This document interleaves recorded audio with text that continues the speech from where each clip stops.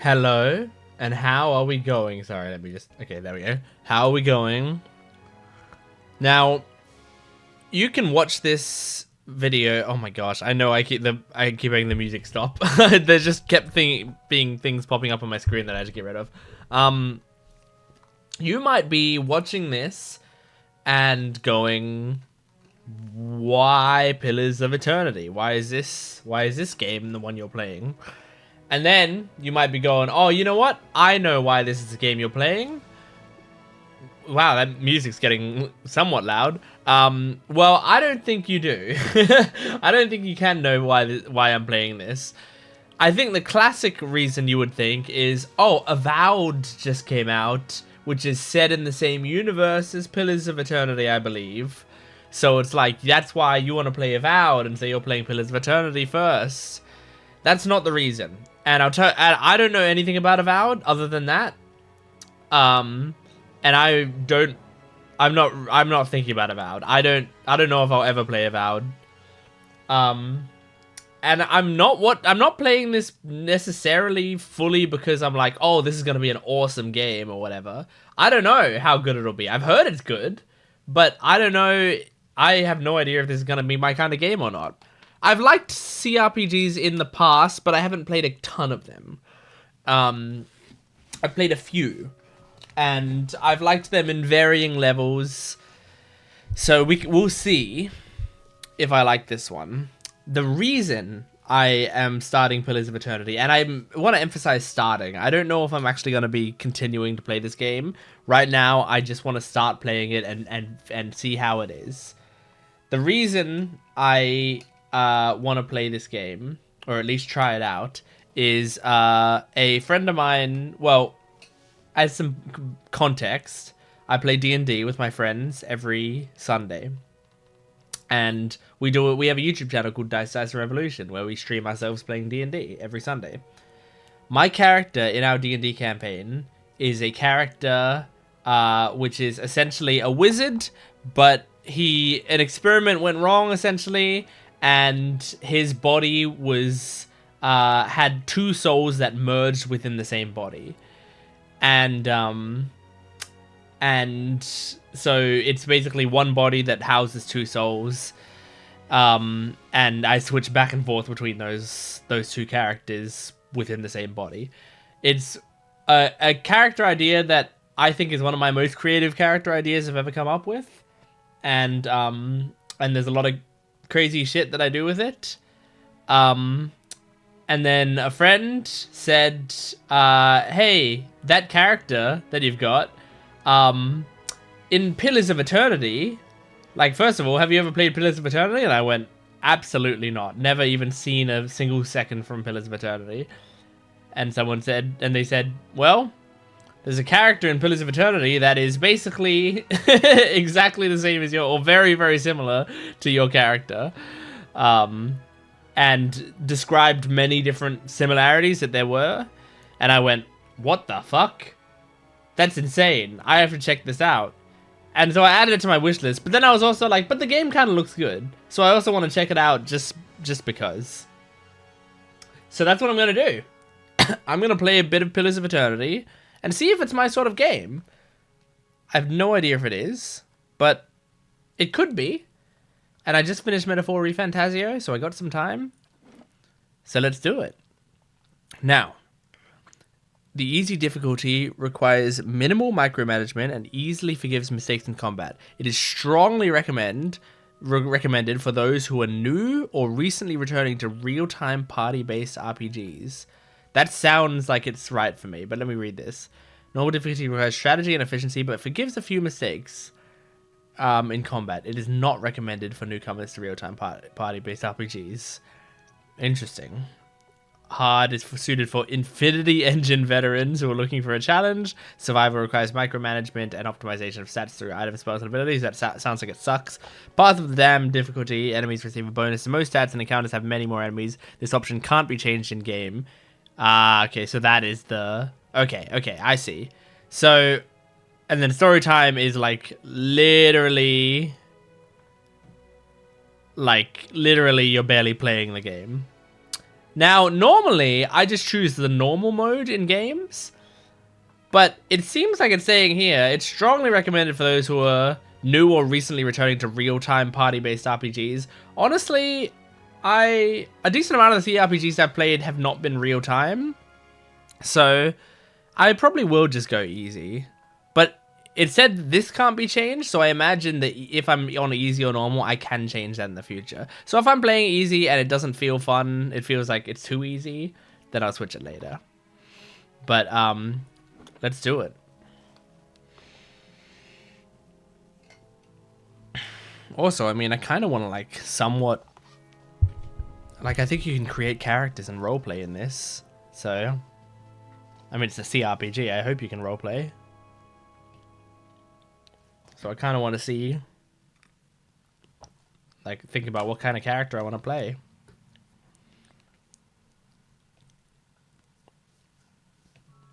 Five wagons grope blindly for the path on a starless night, their master glancing ever upward to the skies for assurance that he is on the right course. A dim lantern his only protection against the encroaching darkness. But the skies bring no comfort, shining no light, betraying no hint of what they know.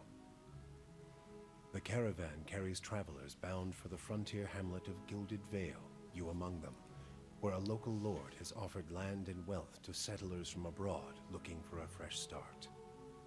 You have taken suddenly ill, sweating and shivering, and one of the other travelers signals for the caravan master to stop on your behalf. He pulls up just in time to avoid plowing into the trunk of a fallen tree that bars the way ahead. You will go no further tonight.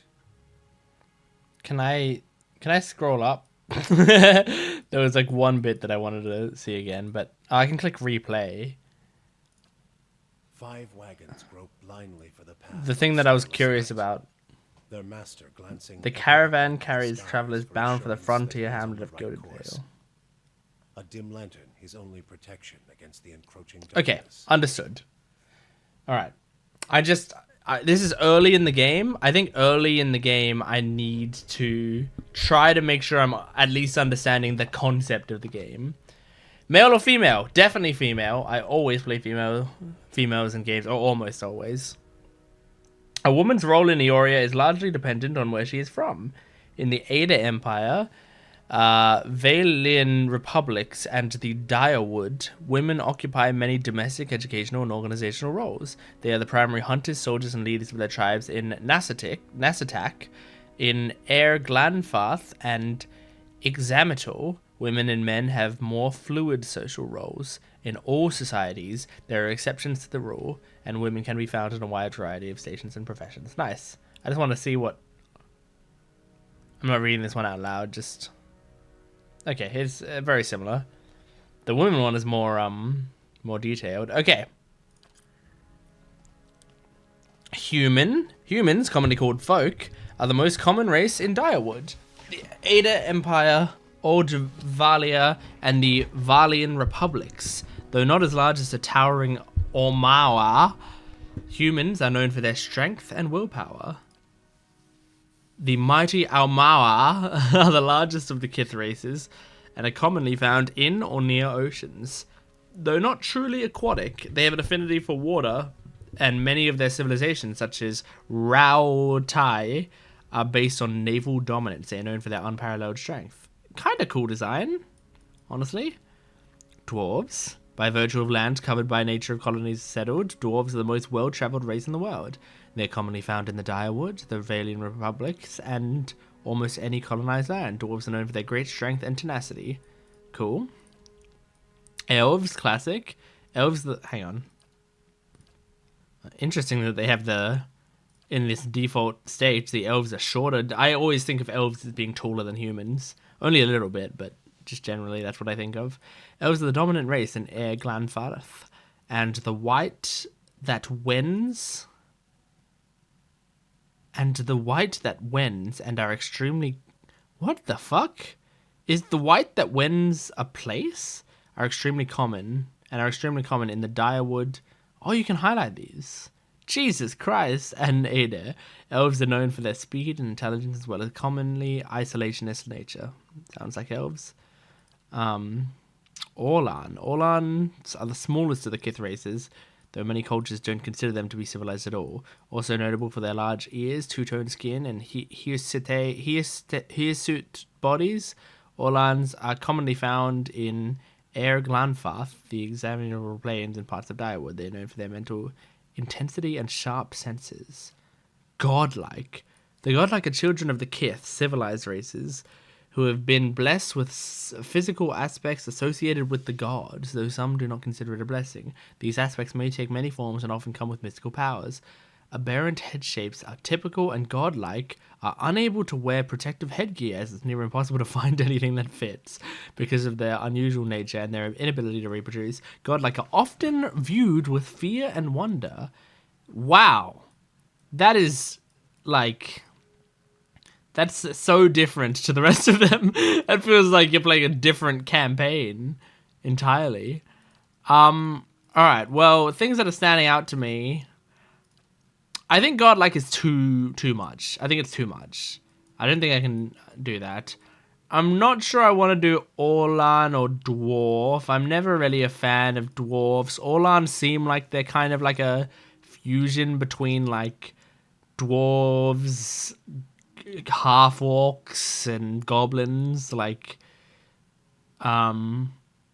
so I don't think I want to do an Orlan. So it's between the three most human-like races. Now, I'm a kind of boring person where I do play humans in a lot of stuff, because I think there's already so much variety I can do within humans that is fun. But the Almawa kind of sound cool. I might do that. I don't know what kind of character I'm going to play yet. Oh my gosh. Okay. Oh, you can play as a Na'vi. Island Almawa originated in the Deadfire Archipelago 1,000 miles south of the Valian Republic. While physiologically similar to their coastal cousins, the coloration of Island Almawa is starkly different, brown and yellow, contrasting the coastal's blue and green. Though still uncommon in the Direwood and surrounding environments, Island Almawa are more commonly encountered there, while coastal Almawa, who are quite rare. When encountered around the Direwood, they are often laborers, fishermen, or soldiers. I'm gonna do this just because I like the visuals of them more than the Avatar-esque motherfuckers. Alright. Class. Ooh, baby. Fighter, monk, wizard, rogue, druid, ranger, cipher. The fuck is a cipher? Ciphers were once called mind hunters by the Glanfans. Ciphers have the ability to directly contact and manipulate another person's soul and psyche, using an ally or enemy's essence as the focus of their magic. Though most ciphers are still found in the Eastern Reach, practitioners of the technique have spread throughout the known world. They gain acceptance over time, but are generally distrusted. What the fuck? So is that like buffing and debuffing people? Like, that's crazy. Whatever that is. Priest, chanter. In every culture across Eora, there are chanters. Many historians considered chanters to be the most ancient workers of magic, their hallowed faces stirring the collective memory of wayward souls among them, compelling them to generate magical effects in a kind of reenactment. In some societies, chanters form organized groups of storytellers and researchers, but in most parts of the world, they are just a time-honored tradition, part of local traditions. Huh. Okay.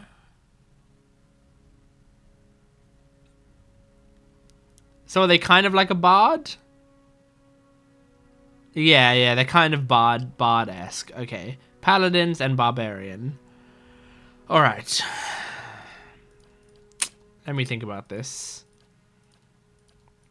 I don't know what kind of character I'm gonna play.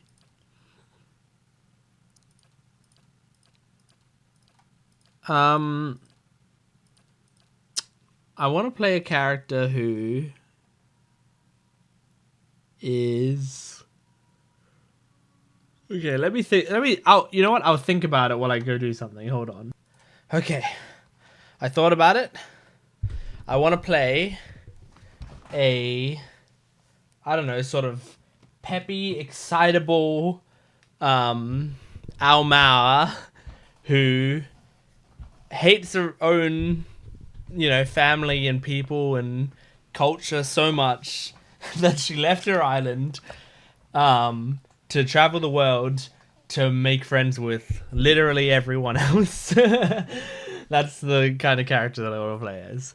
So it's like she just loves, like she wants to have connections with other people. Maybe she had a family who wouldn't let her connect with people who weren't Aomao. So instead, to rebel against them, she's like, "Fuck you! I'll make as many friends as I can." That's the kind of person I want to play. So that sort of person is either going to be a chanter, or not really a rogue, I don't think. Could be a monk.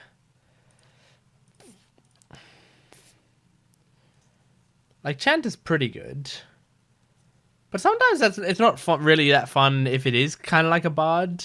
Sometimes it's not super fun to play as like a main character bard. But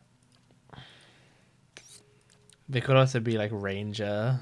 I can see that working decently.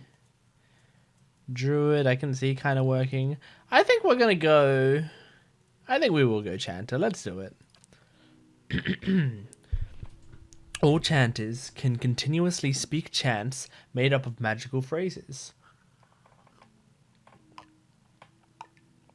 Phrases produce passive effects and can help build a chanter's power until they use an invocation. Okay. Blessed was when grilled for the quickest of his tribe. Increases the movement rate and reflex of all allies. So, speed reduces slashing and piercing damage of enemies in the area. Okay. Reduces concentration of enemies in the area of effect. Concentration. Okay, yeah, so it's kind of like concentration in D&D. Understood. Drains a portion of endurance from all enemies in the area of effect. Okay, and emboldens allies in the area of effect, giving bonuses to fortitude and will. So I got to do that one, definitely. So I've got one. Movement rate. Blah, blah. I think we're more about helping. So we'll do dull the edge, blunt the point, and at the sky of the Conrads, their hearts grow bold. We'll do those two. Oh, more. Invocations are powerful magical effects that chanters can create after they've spoken a required number of phrases through their chant. Oh my gosh. Really throwing us into this, huh?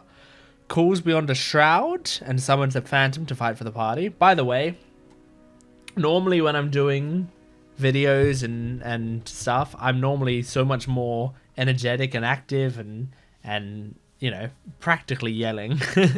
But I'm trying to, this is a very chill video because I'm trying to be chill right now. Mostly because I've had a long couple days and I have used my throat a lot. And so I'm going to be relaxing my throat as much as possible while still making this video. So that's kind of why I'm like as close to my mic as I can be right now. I mean, I could be closer. I could get like right up next to the mic, but that's not very comfortable for anyone really. So yeah, I've got the mic pretty close to my face. All right. Reduces damage reduction of enemies in the area of effect. Nice. Summons 3 skeletons to fight for the party. Increases the slash and shock damage reductions for allies in the area of effect. Creates a thunderous explosion that stuns and shoves enemies in the area of effect. Drains electrostatic energy from the environment to create 3 bolts of lightning, causing shock damage to any in their path. Causes a nearby downed enemy. I was going to say drowned. That's super specific. Downed enemy to explode, in expelling 3 white grubs and crushing nearby enemies. That's such a unique power. You know what? That kind of vibes with like the spitefulness that that I was talking about with this character. So maybe we go with that just because it's spiteful as fuck. Like, oh, you died, and now I'm going to make your body explode and it hurts all your friends. So I'm going to do that. All right. So, our different stats. Character's basic mental and physical strengths and weaknesses. They modify many gameplay styles, and often character's creation will allow you to choose which attribute your character will emphasize, but spells and items can further modify your attributes during gameplay. Yep, okay. So we got might, which is strength, I imagine. Constitution, which is your health. Dexterity, hand-eye coordination. Perception is your perception, intellect. And resolve is internal drive, determination, fearlessness, and the emotional intensity they can project to others. Okay, so resolve, we certainly want high-ish. Like, let's go 17 resolve. 13 perception. 14 might. Gives me a clumsy character vibe, so let's lower the dexterity. Okay, I've got resolve at the peak that it can be at. Oh, the gold stars, I imagine, are what it recommends. Yeah, okay, I see. So if that's the case, let's because might start. I thought might started higher because it recommended that, but might started higher because it of my race, I think. So look, is this optimized? No. Is it within kind of close to what my character is in my head? Yes. So that's all I care about. And we're playing on easy, so who cares? Culture. Ada. The Ada Empire is currently the largest and most powerful force in this part of the world. It is centered around the equator and has a tropical climate. Though the empire has colonies in numerous areas of the world, Greater Ada is at its heart and houses the majority of its humans and elven nations. Doesn't sound right. Consisting of the nation of Nasitak, dozens of Ao-Mao settlements, and the hundreds of lawless pirate-infested islands that stretch along the southern sea, Deadfire is home to boreal dwarves, Ao-Mao, and a mixed variety of other races. Deadfire Archipelago is the last stop for anyone headed east. A multitude of monstrous sea creatures infest the ocean. That sounds pretty good. Large expansive fertile savannas that are extensively farmed by human and Orlan residents. Heavy spread. Doesn't sound right. Once the crown jewel in the southern seas is now the crumbled remnants of an empire of warring merchant nations, counting many humans and dwarfs among their ranks. No, doesn't sound right. Dominated by the Ao-Mao nation of Rautai, the Gulf itself is host to a number of nations, most of them Ao-Mao, Orlan, or Dwarven. Though these countries are relatively young, they are some of the most advanced colonial settlements in the east. The Gulf is a land of riches and resources for those who can take them, though the entire coast is often pummeled by violent storms. I think this is it. We found it. Because this is dominated by the Ao-Mao nation. So,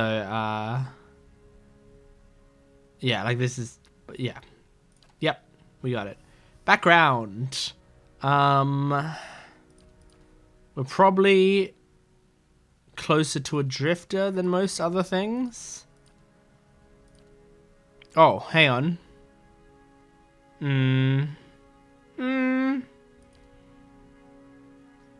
Yeah, we're closer to a drifter. I'll go drifter. Okay, and now, wow, this is cool. Ish? I mean, it's cool that they have so many portraits. But at the same time, that just means the portrait isn't going to be what my character actually looks like. Okay, let's give my character... Oh, there's only... Okay. I mean, I kind of liked the default. There's really not that many options, huh?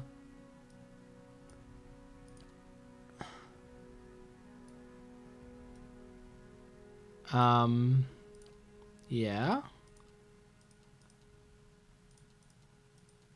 Okay.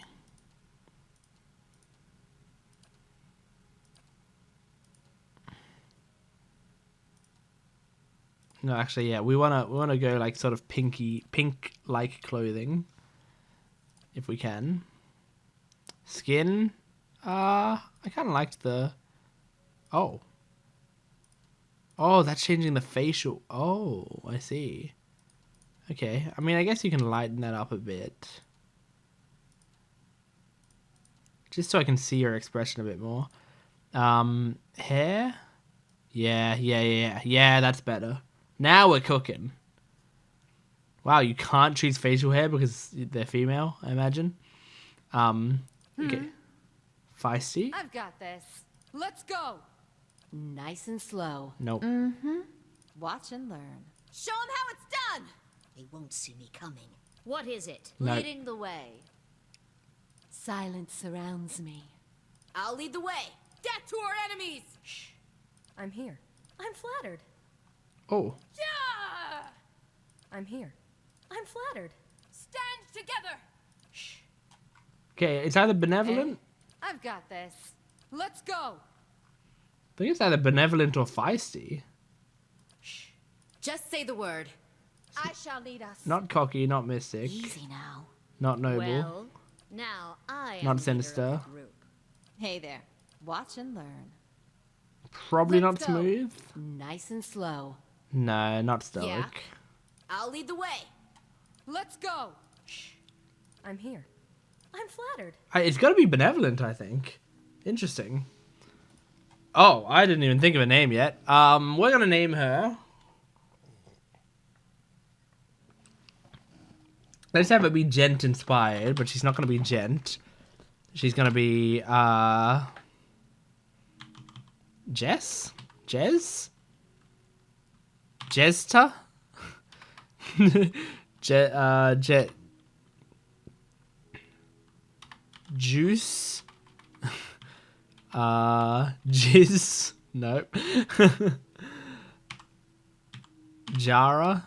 Jara? Jara O'Hara?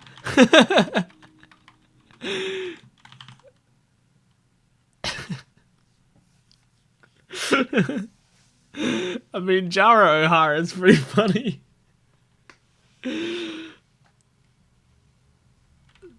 I mean, Jara Jin O'Hara.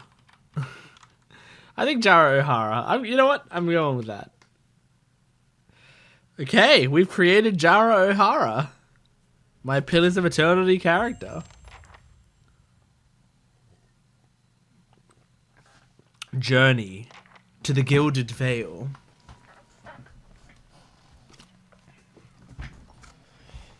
The caravan master finishes addressing the group, his bushy red moustache and sagging jowls quivering as if for emphasis. I'll have to really be close to my... because I knew there was going to be a lot of dialogue to read out in this. So I'm going to try to be close to my mic for it. Everybody stays close to the wagon. This one's voiced. Stay out of the woods, and beasts take you if you were planning a stroll through those ruins up there. He nods towards a looming black mass on the hillside. Whole area's crawling with hut-dwelling types who would be happy to stick an axe in you for trespassing. So mind that you don't track mud on their sacred blazing rocks. Tonight, everybody stays put, and in the morning we'll get the path cleared. Gilded Vale's less than a day out. Understood? At last, the caravan master turns to you, frowning as he looks you over. Touch of the rumbling rot, could be. There's a stinging beetle round here, carries it.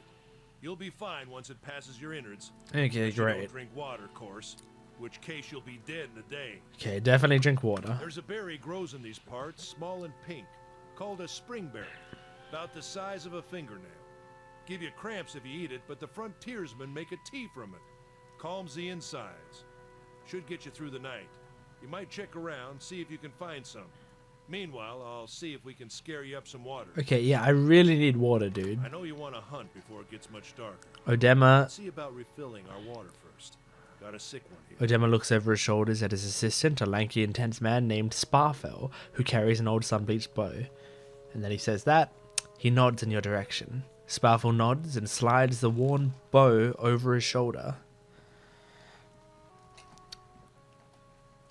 Where would I find these berries? Grow on a bush that's common round here, kind of funny looking. You'll know it when you see it. Doubt you'd have to go far off the road to find one. What are those ruins? Nothing you won't see on half the hills of Air Glonfoth.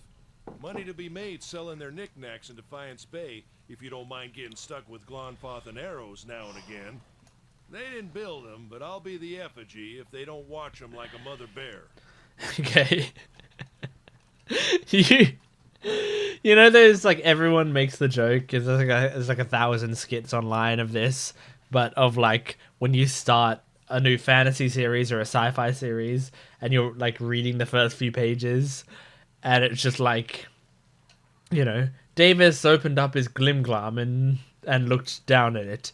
It was the 5th time that Teradrius Fifth had come down from Earth and seen a Zimban, and you're like reading through this, you're like, what does any of this mean? And then over time, you know, it starts to make sense, but it's just at the start it's so overwhelming. He mentioned Glanfath setting knickknacks in Defiance Bay. If you don't mind getting stuck with Glanfath and arrows now and again. They didn't build them, but I'll be the effigy if they don't watch them like a mother bear. Of course, all the ones around here have been ransacked 10 times over. Got nothing left worth half a pawn, so I hear. He adds with a wink. Who did build the Got ruins? different names for them. Settlers called them Ingwithans.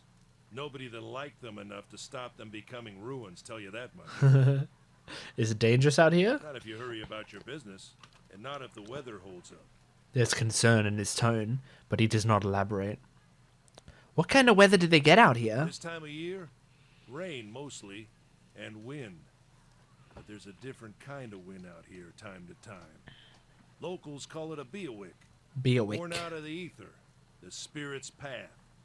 Never seen it myself, never cared to. What are these huge rocks coming out from the ground? They don't got Adra where you come from? Adra. Well, it just grows up out of the ground like this. Goes deep like tree roots. Some of it all the way to the heart of the world, you believe the stories. It's more like a shell than a proper rock. Easier to work if you're a mason. Got all kinds of strange properties. Seems to have some kind of life of its own. Dies if it gets dug up. Loses its luster. Folks think it probably grew at one point or another, but not these days. Okay. The soul butchers in Defiance Bay use it for different things. I've heard tell it can hold a man's soul, but I don't care to see it. Got enough to worry about without seeing something like that. Great. Sounds awesome. I wonder if that's how the character that I think has 2 souls within them, the only thing I know about this game, I wonder if that's how it happened with these. The soul butchers. Crazy. I'll go see about those berries then. Hold on. Take someone with you. I know you're not some helpless tenderfoot, not like most of this lot. But you drop dead, I don't want to be looking for the body. Got a schedule to keep. He scans over the travellers, resting his eyes at length on a sturdy armor-clad woman who has spent the journey's nights sleeping on uneven ground without blanket or pillow. Kalisha. Kalisha! The woman looks up on her own time. This one isn't voice? She needs to find some spring berries. Watch that she doesn't drop dead. No promises. Hello, What kind of guy Kalisha. says something like that? Kind you can afford. Don't listen to her. You're in good hands. And I pay too well, if anything. Off with you. Hayadin should have supplies. See that you're equipped before you head out. We're in harsh country. Get your berries and hurry back. And if you get so much as a tickle of wind, you drop everything and you run. Something in the air tonight. If it's a Beawick, Okay. we'll shelter in the ruins. Hut dwellers be damned. There's no way that we're not gonna see a Beawick here, right? I mean, we gotta. You heard the man. Let's get going before you keel over. Okay, alright, hang on. I'd be glad to. We need to... Oh my gosh. I need to figure out how this game works. Welcome to Pillars of Eternity. If this is your first visit to the world of Iori, you may want to watch these windows and become familiar with the tools available to you. Okay. Your party always consists of your character and up to 5 additional companions or adventurers. While the caravan is camped outside of the Glanfathan ruins, Odema has assigned Kaliska to help you. Kaliska is a fighter, a class that excels at close quarters defense. Use her abilities to complement your own. To select a party member, click on their selection circle, their portrait. I forgot to change my character's portrait. Oh no. Am I able to change that? Because my one right now sucks.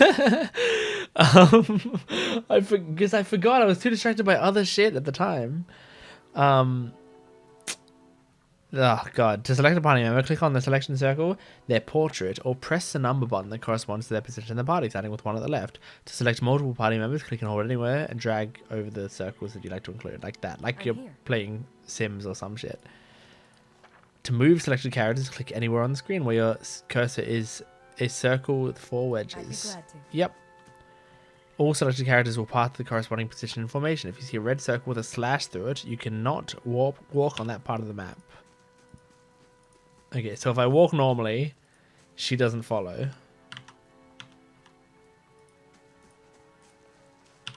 Okay. Yes. So we want everyone. Okay. When multiple party members are selected, the action bar is hidden. To see an individual character's option, select only this character. Yep, I saw that. Okay. Alright. It's gonna take me a second, okay? Like, I'm quite new to these types of games. So, I'm really gonna have to, like, kind of take my time. I'm here. So, just be patient with me. Firstly, I'm just checking in here. Might as well save just to get it started. Character. Can I change this? Portrait. I can. Thank goodness. Okay. What do we got? And you can change your voice. That's nice.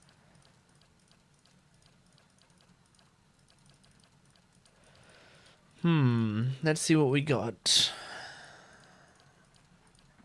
These are really nice images. It is a shame that like they have these images instead of just having your character there.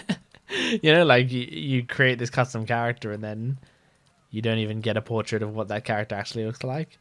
But you know, I'm sure like that's okay. It's obviously not the right race, but like it looks like we're not going to be able to get it perfect. Oh, that one's pretty good. All things considered. That one's pretty good as well. I'm kind of looking for the red hair, because that's going to like help it look kind of how I want it to look. This is the closest, I think. It's not perfect, but it will do. It will do. I'd be glad to. Okay. Go on then, before it gets too dark. Most people you encounter in the world are neutral or friendly. You can interact with them by clicking on their selection circle. Many characters will simply greet you and go on their way, but others will have larger conversations to... Where was I? There, to explore. The merchant, Heodan, has a conversation that opens a store with equipment for sale. Makes sense? Who are you? A caravaner? Don't mind Edema. This is as good a place to camp as any. Hang on. Well, now she's not following me, so now I need to do that. Okay. It's going to take a bit. I can't, like, do WASD, which is a shame. Oh, but you can do arrow keys? Strange. Strange. Is that something I want to change? Is that something I can change? Controls. Like this.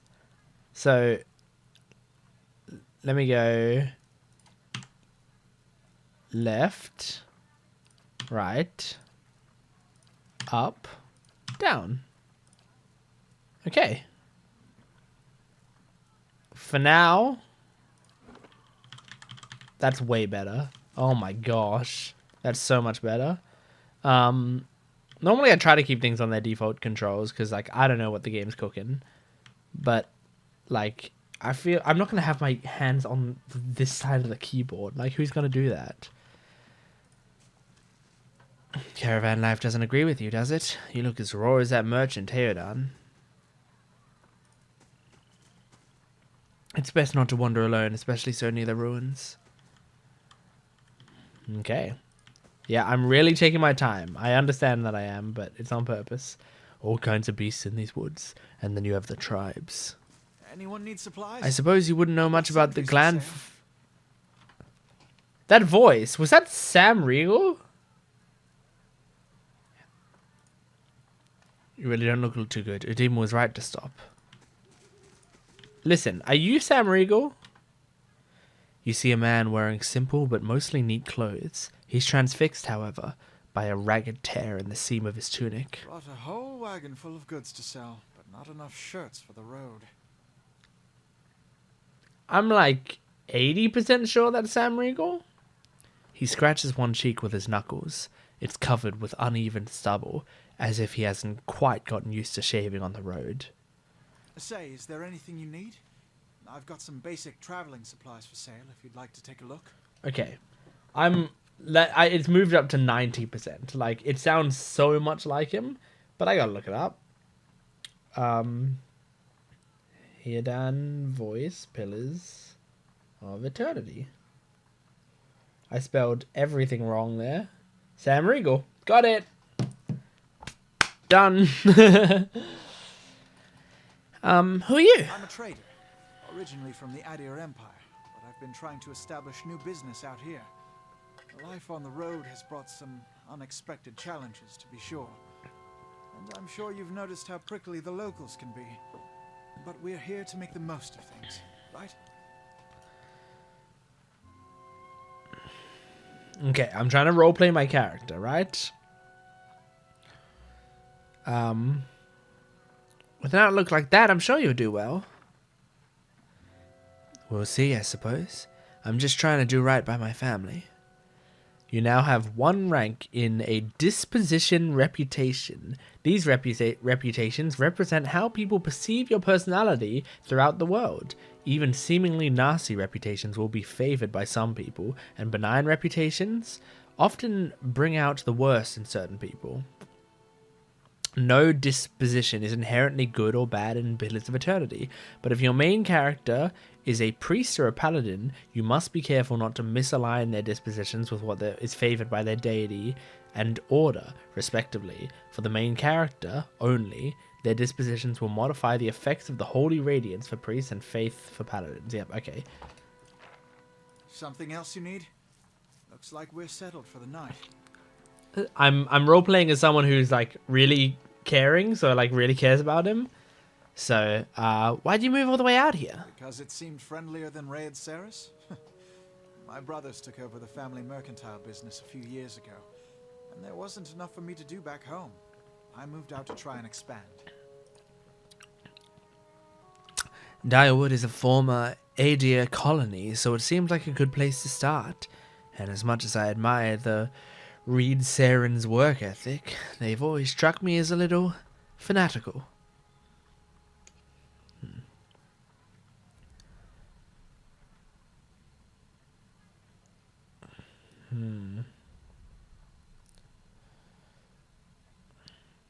Seems like you got the short end of the stick. I don't see it that way. He begins restacking the crates in his wagon. My brothers and I are all working together for the sake of the family enterprise. So it seems like the voice lines I kind of expected like almost no voice lines. It seems to me like the voice lines are the start of the conversation, but then as soon as it starts to like branch off a bit, it's not voiced anymore. So just enough to give you a vibe of what they sound like, and that's kind of it. Tell me about the Adir Empire. It's not as big as it used to be, but it's still big. The mainland is a continent northwest of here, but the colonies used to include Raed Saris and the Deerwood. About 150 years ago, Deerwood won its independence from the Empire. A fact our companions are quick to remind me of. He gives you a lopsided grin and nods at the other scattered caravanners. Let's see what you got. Stores allow you to trade and sell your items for copper pieces or items in the store's inventory. Merchants buy items from you at a greatly reduced price. If you sell something, you may see it appear in a store's inventory with a much higher cost. Stores periodically refresh inventories. Alright, well, I don't know what the fuck I need. I have 100 copper, right? Okay. What does my character use exactly? Character, does that help? Does this help? Active effects. So I've got a strange illness right now. +1 weapon sets for armed to the teeth. Okay. It's gonna take me a while to understand what any of this means. Any of it. What's my inventory look like? Do I have a weapon? I have. I've got a battle axe. Battle axe, one-handed, speed average, interrupt 0.5 seconds. Damage 12 to 17 slash damage, accuracy versus deflection, bonus crit damage. Right click for details. Okay. Seems cool. I can click enchant. I don't know what that does. And then what's she got? She's also got a battle axe and a torch. So, hang on. Oops, sorry. Something Sam else you Riegel. need? Let me see. So, this battle axe is the same, I imagine. Seems like it. Seems that way. So, like, dude, do I need anything from you? Retrain characters. Store, retrain character. Man, don't know what that means yet. Okay, it's gonna take a long time to figure all this out. But that's fine, because I'm taking it a little bit at a time. I'm learning about this game tiny bits at a time. I don't own a stronghold yet. Don't know what that is, but that's fine. That's fine. It's okay. We're going to learn. Okay, let's go down this way. Scouting, what is... Okay, that's stealth, I imagine. Formation. Oh, you can be in kind of a line. Yeah. I don't mind the line. I don't mind the line. I kind of like it more than the block formation. Exploration is key in Pillars of Eternity. As you make your way through Eastern Reach, open the area map to see what parts of the map you've already been to and what's left to explore. The area map. The area map. The area map. Map. Okay, here we go. Oh, cool. Interesting. Alright, and I'll go back to the journal again. So, quest is to collect some spring berries.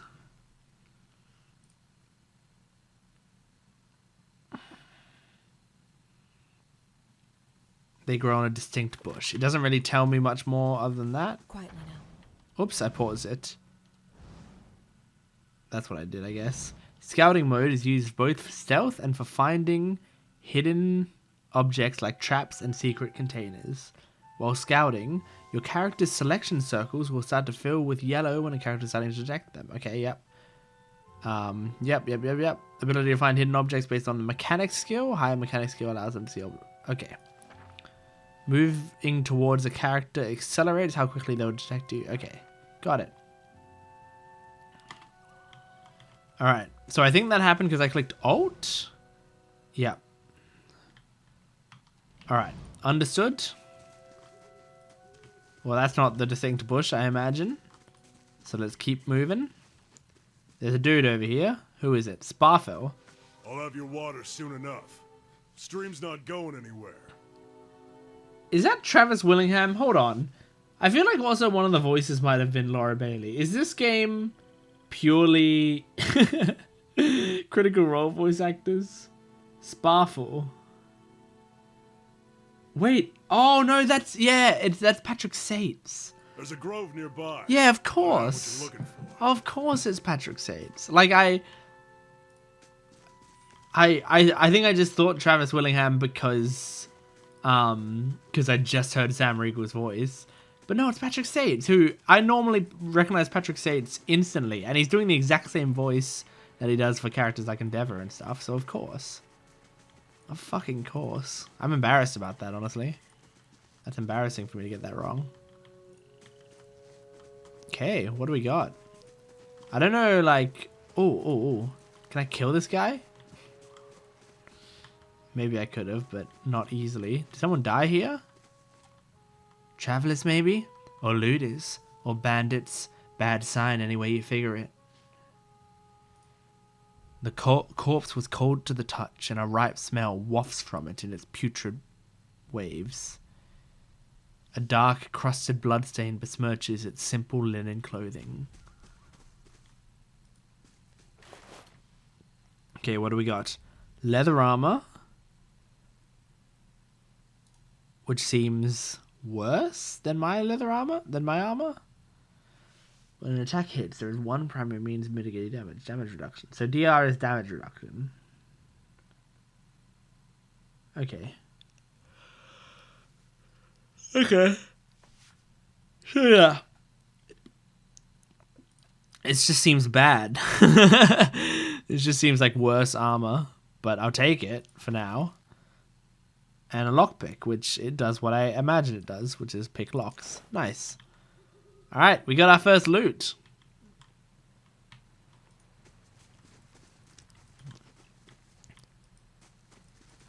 It's funny because this, like, my brain is kind of defaulting to, like, Baldur's Gate 3, you know? But I know this game isn't going to be like Baldur's Gate 3. So I'm, like, changing my expectations. But just, like, that was the last game I played that had, you know, it was a CRPG and had this sort of movement. But it was also the best game I've ever played like that. And one of the best games I've ever played ever. So nothing's really going to, like, live up to that. And I don't expect it to. Use the tab key to highlight interactable objects. I was thinking about if I could do that before. Because in Baldur's Gate, it's Alt. And that's kind of why I pressed Alt before. Out of instinct. Because I'm used to doing it in Baldur's Gate to check, like, is there something I can interact with around here? Okay, I just went into a corner. That's great. Nothing here so far.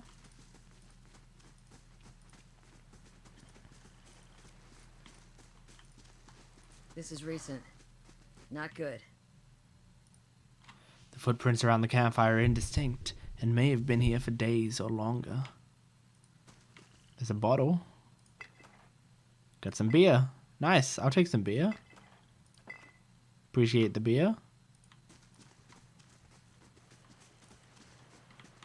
Anything up here to grab or look at? Not really.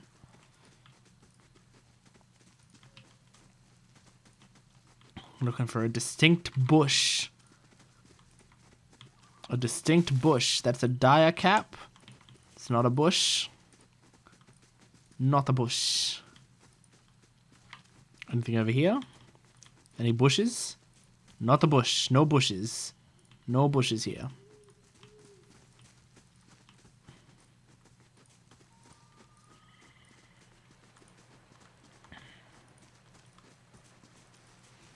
Bum bum bum bum bum bum bum bum bum. Can I chat to my? Yes? Can I talk to her? Springberries grow wild all over the place here. Keep your eye out. Okay. Springberries grow wild all over the place here. I'm here. Keep your eye out. Okay. I wonder if she's as cold as it seems, or if there's, like, you know, maybe she's not. Maybe she's not actually cold, she's just, like, focused. Bum, bum, bum. Nothing over there, nothing over there. What about over here? Is that something? No, it's not. Let's check by those outcroppings. Croppins.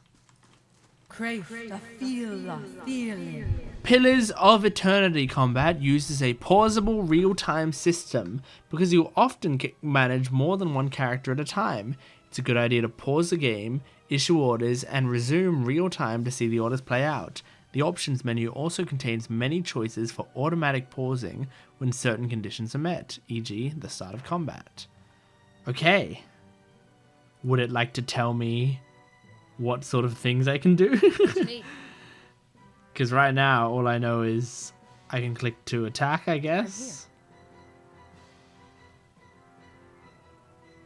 So, let's just see what the characters do. One of your characters has been engaged in melee. When characters are engaged, they immediately stop moving. If they move again, they will provoke a disengagement action from the enemies engaging them. Your characters will also automatically engage enemies when they initiate attacks against them with melee weapons. Understood? So it's like not disengage. Opportunity attacks in D&D. All characters in the game, friend or foe, have 4 primary defenses against attacks: deflection, fortitude, reflex, and will. So I'm guessing that's projectile, melee, AoE, and like brain stuff, I'm guessing, like spells. These defenses are based on the character's attribute levels, item, and other effects. Accuracy is compared to the appropriate defenses when an attack is made. If accuracy is below the targeted defense, the attack suffers a penalty to the roll and is more likely to result in a miss. Okay. If accuracy is above the targeted defense, the attack is more likely to result in a crit. Understood. All attacks that do damage have to overcome the target's damage reduction. An enemy's damage reduction reduces the incoming damage by the listed amount down to a minimum percentage. If you're having difficulty hurting an enemy, try switching to a weapon or attack that does a different damage type. Most enemies are strong against 1 or 2 damage types and weak against a similar number. Got it. So far, so good.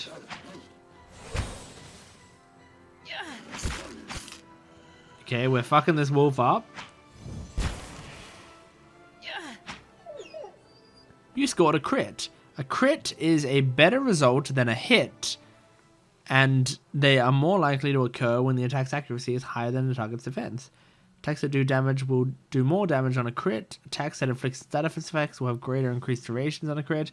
Grazes are worse than hits and suffer decreased... Grazes are worse than hits and suffer decreased damage and effect durations. Okay. Cool. Wolfhide. I'll take it. I will take it. Alright. I'd be glad to. So far... I'm here. I don't know what to do. Like, I mean... Sit. Okay, there's the berry, I think. I just mean, so far, I just clicked on them and then I waited until they died. But I imagine it'll get more complicated. And I'm scared for that. Alright, let's get this berry. You're kind of a mystery to the rest of the caravan. Just some kind of wanderer, the way I hear it.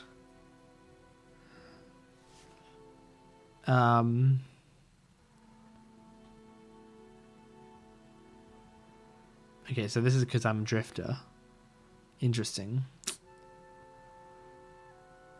You have to be when people are looking out for you. You have to be what? Oh, you have to be... Oh, you have to be a wanderer. I see. Damn, I'm having to establish my character already. I'm not doing 2 and I'm not doing 4, so it's 1 or 3. I don't think I'm an orphan. You have to be when people are looking for you. Yeah? How is it you happen to come here? You think I have something that belongs to them? Something pretty... I crossed dangerous people. I couldn't stick around. I don't know why they're looking for me, and I don't care to find out. That isn't your business. I guess 3 is closest to what I have in mind. I don't know why they're looking for me, and I don't care to find out. Well, we've all got things we'd like to leave behind. Gods know I do. I'll tell you that. He's hoping they never track us down. Kaliska breathes in her surroundings. Been a long time since I've been this way, but I always did like it. Lord Raedric's offer makes a girl think, I'll give him that. You're here to settle, like the rest of the lot?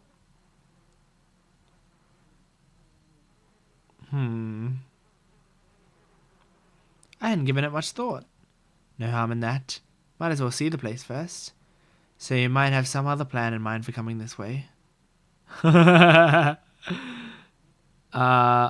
hope to meet someone and fall in love. Probably the same thing I did before. Just looking for some adventure, really. Getting into trouble, I expect. I'm going to find some new friends. I have no idea. So it's either find some new friends or fall in love. Realistically, it's find some new friends from the character that I'm playing. I just like doing ones that talk about love in these sorts of games. But I'm going to try to play the character. I'm going to find some new friends. That may not be a bad idea. Surviving out here. Sometimes it's less about what you know and more about who. Anyway, I'm wasting time here. Odin will give me an earful. Let's be on our way. Tell me about yourself. I've got simple needs. I like open skies and far horizons. I find work that lets me live that way. My family wanders too. We started in Direwood, but my parents ended up in the Living Lands. I've got a brother in Rao Tai and another in Ada. My sister in Gilded Vale. She's the only real homebody. Why are you here? Kaliska sighs unevenly. See, the names are still like really throwing me because I look at Kaliska and my brain wants to say Gallica because I just played 100 hours of Metaphor ReFantasio where Gallica is your assistant throughout the whole game. So my brain can't even function properly yet. Kaliska sighs unevenly. Her eyes search the ground at her feet. My sister moved out here some time back. She sent me a letter. She seemed worried, but that's how she always is. This time, though, she asked me to come out, and that's got me a little worried. I haven't seen her in ages. Been doing guide work in Examitor, but I'd do anything for her. She's a much better woman than me. So I'm here, and we'll see. Edema I've worked with before. He doesn't usually drive a route this way, but he's doing it for me. What can you tell me about Direwood? I'm not much for history, but from what I know, it used to be a part of the Ada Empire. Broke off after a war some years back. The locals here are feisty, and that's how they like it. I've been out of touch, but I've been hearing weird kinds of things about it lately. People having trouble giving birth, I guess. A lot of them, damn. People been going on for years now, but somehow it's getting worse. With an uneasy tremor in her voice, she adds, I'll have to ask my sister more about it. Alright, let's get back to camp. You know, I wouldn't hold my breath that Sparfle's getting you water anytime soon. He does what he feels like, when he feels like it. We should check up on him first, slap him around a little. Stream's just down that way. Come on, let's get you your water. Okay, she doesn't seem like a bitch. Like, she seems very nice, actually. Like, way nicer than I expected her to be. I'd like to grab this.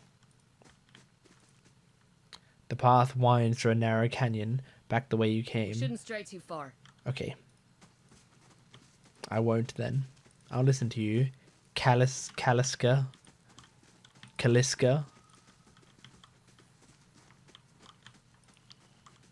Hang on. Hold on.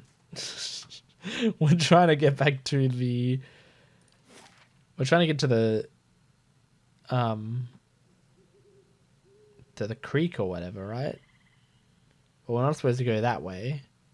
So are we supposed to go down now? Because this is where there's water. Like there's rushing water here. Is he somewhere around here?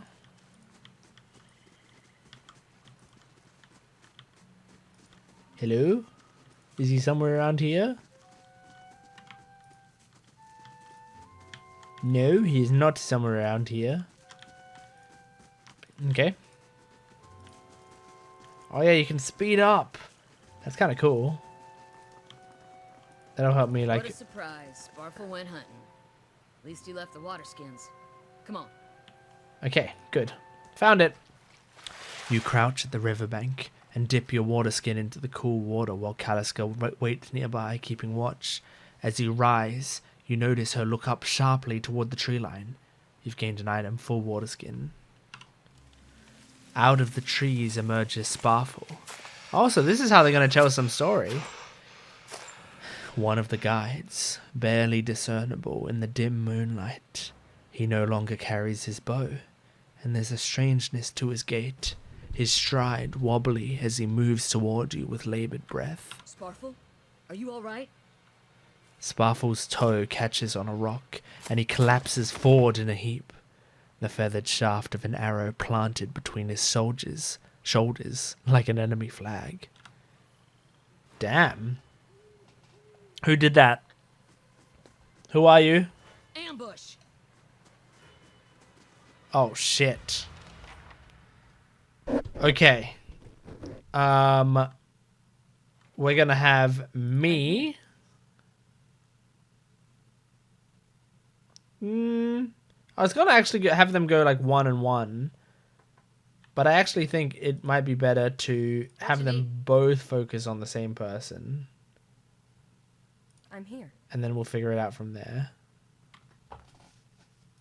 What if I don't really know what I'm doing. Okay. Sometimes a weapon or spell simply isn't suited to penetrating an enemy's damage reduction. When the armor hits, the DR will wipe out all but a small percentage of the incoming damage. You'll hear your characters complain about it when it happens. Take heed, note the damage type that's being blocked, and switch to a weapon or spell that does a different damage type. And if I don't have a weapon or spell that does a different damage type, because I don't have many other options, I guess I could switch to my fists. Let's try that.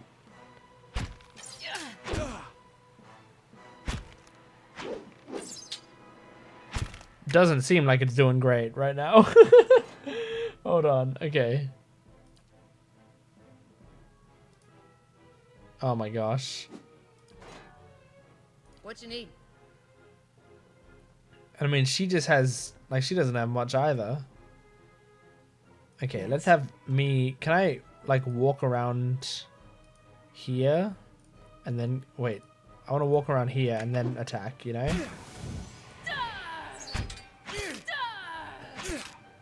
Okay. Okay, there we go. Come on. Okay. Alright, alright, alright, alright. Now I guess we both just charge at this guy. I'm here. I don't know if I have anything that I can...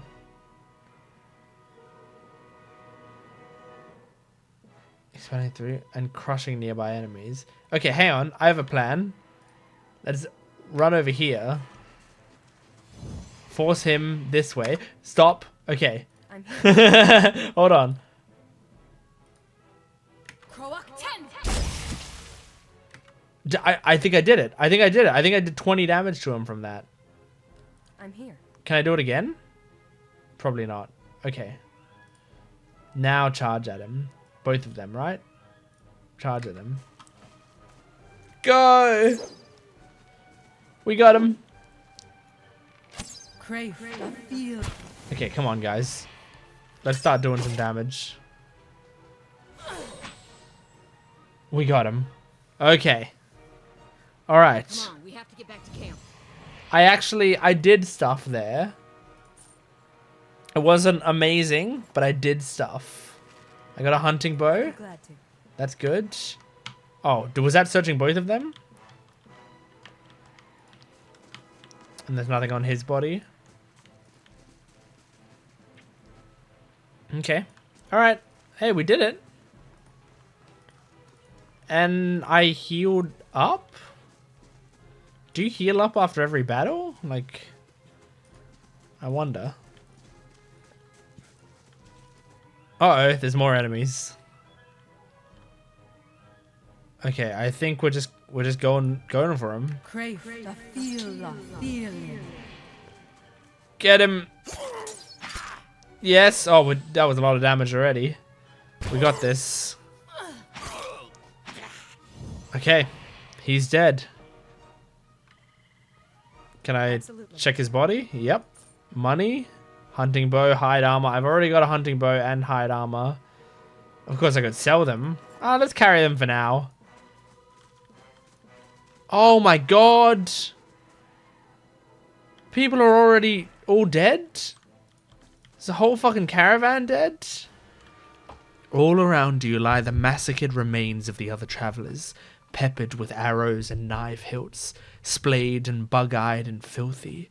Kaliska puts the back of her left hand to her mouth, as if to ward away some poisonous vapor. A handful of dark figures stands above the fallen, treading on limbs and backs and heads, jerking their axes from bodies as if from half-split logs. One of them, towering and severe with a thick beard tasseled with knots, holds a wet blade at the neck of the man you recognize as Heodan, the last of your caravan left standing. Lay down your arms, trespasser. Do not forfeit this man's life for a fight you will lose.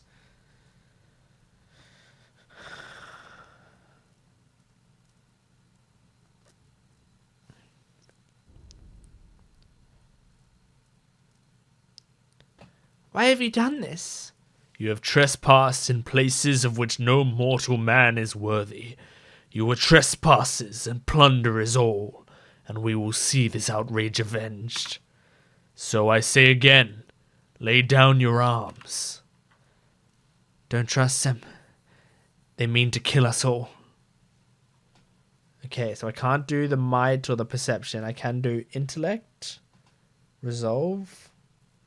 I can't do athletics, law, put down your weapons, stay armed.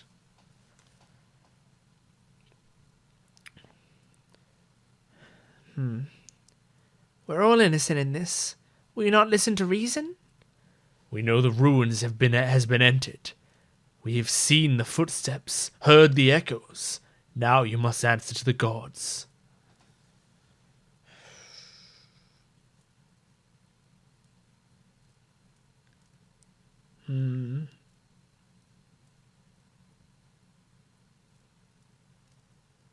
God. This is pretty intense already. I guess I'll start with something simple. Judging by the string of animal teeth around your neck, I'm guessing your worship is of Galawain. If Galawain told you to stop protecting the ruins, would you? The man frowns and motions as if to swing his axe. Heodan winces, but the blow never comes. Instead, the man cocks his head, intrigued.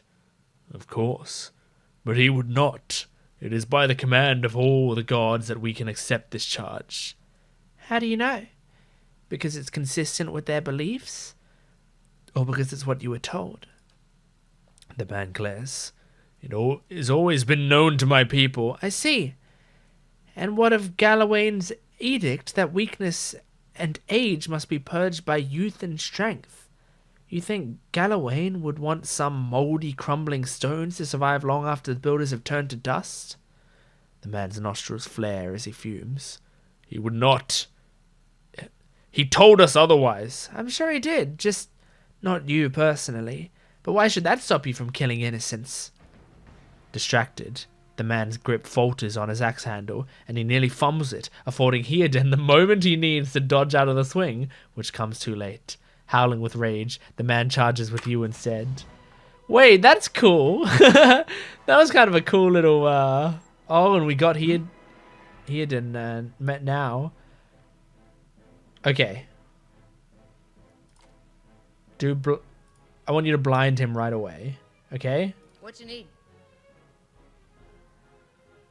I want you to go over to this guy, and I want you to knock him prone.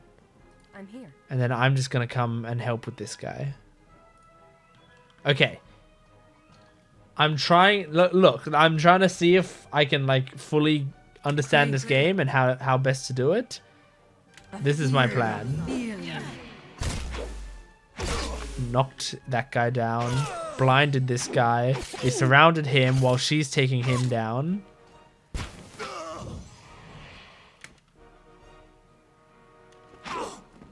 My gosh.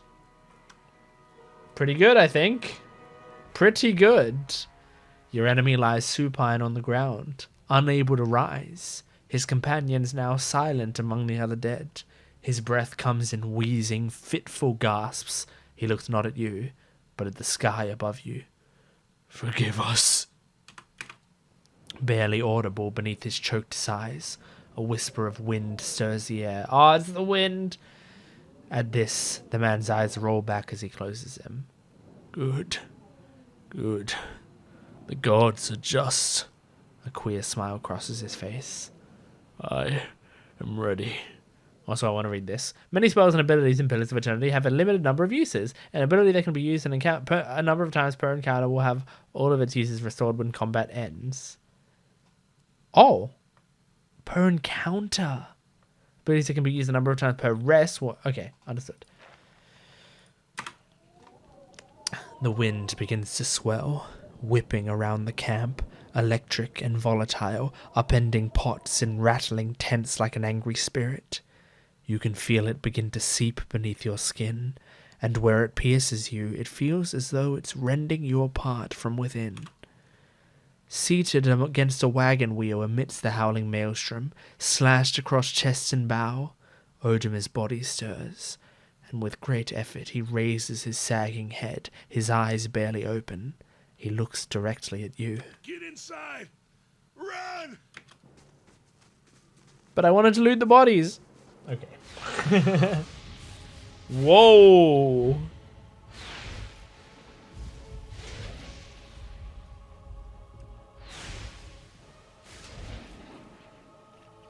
Straining against a gale that threatens to pull you off your feet with every step, you set your hands into the worn folds of the weathered rock and set about pulling yourself up the precipice.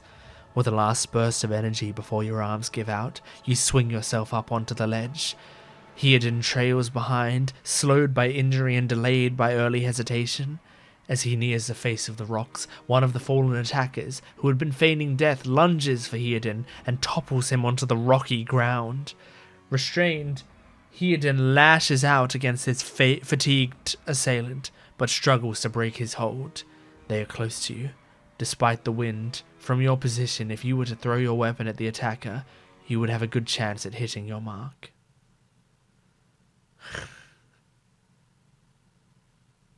Will I have a good chance at hitting my mark? What if I hit him? Why is there a dexterity 15 thing?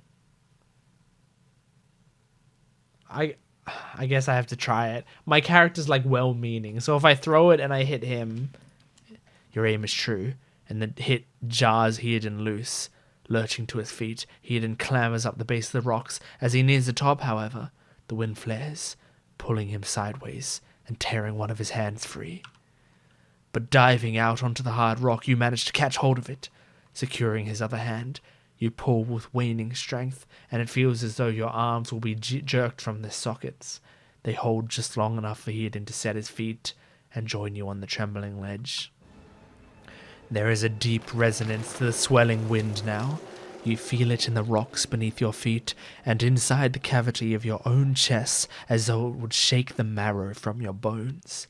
Each new gust menaces the old stones before you, loosening connections, unsettling balances. As you dart beneath the old archway, the entire portal begins to fall beneath its own weight. Okay. Was that? A Bewick. Had to be. Then we're lucky to be alive. And we're the only ones. We can't stay here. There could be another collapse. We're not getting out that way anyway. Let's get further inside. Her voice sounds familiar as well. Okay. Alright. I'm here. So far, I'm intrigued in this game. So far, so good. I'm going to pause here, but this video is going to probably be longer because I'll combine this with my next session. But I wanted to just like jump in today and get like an hour of gameplay, and I've gotten an hour of gameplay. It actually kind of flew by.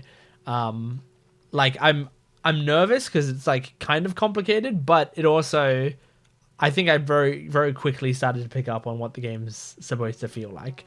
And so I'm looking forward to it. Anyway, I'll pause it. I'll see you in a sec. Okay, I'm back.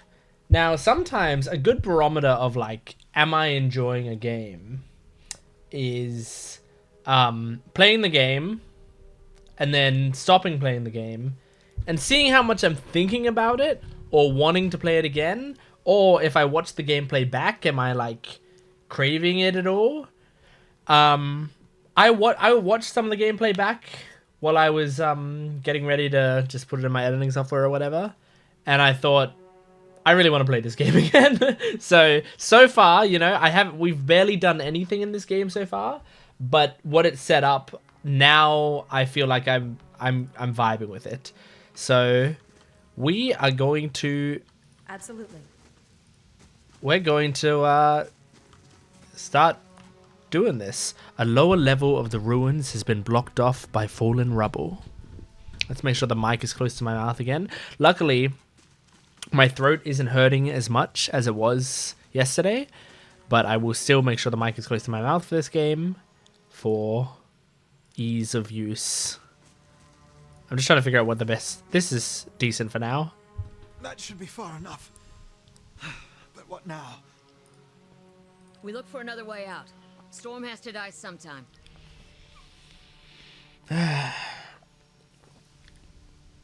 What about everyone else in our caravan?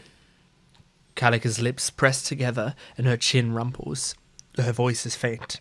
The wheels got hold of them now. She looks up. Gods grant them better luck in their next lives. Who attacked us? Glenfarthans. Those would be the hut dwellers. Odema warned you. Oh, those would be the hut dwellers Odema warned you about. Looking to be Fangs of Galawain, who's the twitchiest of the lot. They go ruin to ruin looking for fights with colonists. Poor Odema. I think he half expected this once we lost the main road. The Glenfarthans said we trespassed in their ruins. I don't believe that. Odema would never allow it. But as much as the Fangs are hotheads, Glenfarthans don't attack without being provoked. Either they saw something and got the wrong idea, or... She glances down the passage beyond. Well, there's looters in here with us. That's not something we need right now. Okay, let's get going. I'm role-playing as the character, and so if there's dialogue options my character wouldn't say, I'm not going to say them. Of course, I'm going to have to compromise a bit on my character, because it's not... Someone else has been here. We should move. There's not really the peppy dialogue options that I would want, but that's fine. Okay. Hammer and chisel. Camping supplies. You've discovered some camping supplies. You can use these to rest in the wilderness or dungeons, fully restoring all your character's abilities and health. Easy difficulty allows you to carry more camping supplies, but hard restricts them severely. If you fully run out of camping supplies, try to find an inn. Most have cheap rooms available. Nice. And then a mace. Cool. And what's in here? A small shield and a thingy. Alright. What do we got? What do we got? Don't I have a weapon? What happened to my weapon? Hold on. I'm here. Didn't I have a weapon? Or do I just... Huh? By selecting the weapon icon from an individual character's action health bar. Okay. Okay. Well, look, we got a mace here, so we can put the mace on for now. Mason. Potion of minor regeneration. Nice. 38.2 endurance over 12 seconds. Okay. What does a beer do? 1 damage reduction for 300 seconds. Okay. Yeah, it makes sense. You numb yourself a bit. Hide armor. So it has faster recovery speed, but weaker... It's weaker armor. And these are the exact same. There's also a hunting bow, which I can put in my second weapon set, I guess. Okay. Let's switch to her. So she's got an axe and a torch. In her second weapon set, she could have a bow and arrow. And there's him. He's either got 2 daggers or a dagger. And they've got stashes. I wonder what the stashes are. Is there, like, in, journal, cyclopedia, is there something about stashes? Combat mechanics? No. Equipment? No. Tips? No. Oh, quick stash?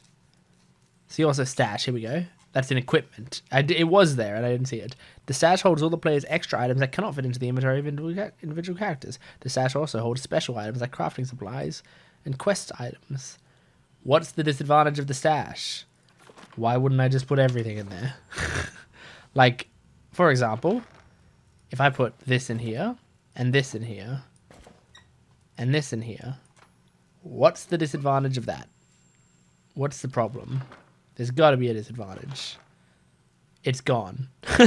No, it isn't. It's here. So, Is it just because I can't get it out quickly in combat or something? Like, that's the only disadvantage? No idea. We'll learn all this in time, I hope. I hope we learn at least some of this in time. Okay. Wait, we need to move everyone.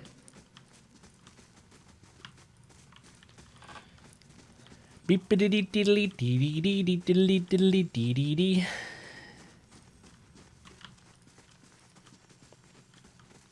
Okay, let's go down here for now. Whoop. A trembling, sickly creature emerges from the dark, clutching a spear. Knobby elbows and thin ribs show through its scaly flesh, but you recognize it as a Zaurip. It watches you cautiously, breathing in ragged sighs. It's okay, I won't hurt you. The Zaurip recoils, fingers still wrapped tightly around its spear. The creature cocks its head and approaches you, a soft clicking sound emanating from the back of its throat.